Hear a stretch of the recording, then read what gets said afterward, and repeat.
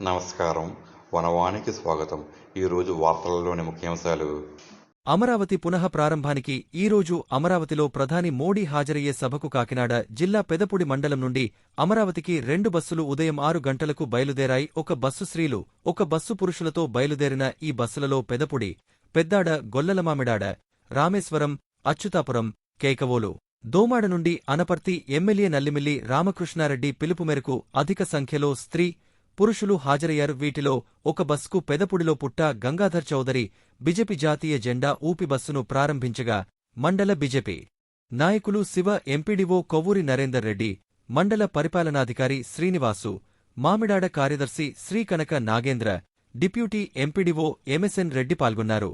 అలాగే మామిడాడ నుండి ఒక బస్సును మండల తెలుగుదేశం అధ్యక్షుడు జుత్తుగా కృష్ణ ప్రారంభించారు. ఈ కార్యక్రమానికి జనసేన కన్వీనర్ రావాడ నాగబాబు, బీజేపీ నాయకులు మేడపాటి వరప్రసాద్ రెడ్డి, కాకి సత్యనారాయణ హాజరయ్యారు.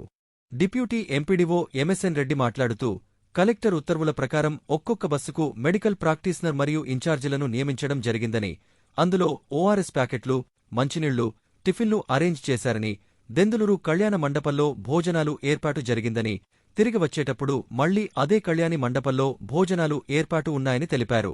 మొత్తం 2 బస్సుల్లో 80 మంది వరకు ఉత్సాహవంతులు ప్రధాని మోడీ సభకు బయలుదేరారు.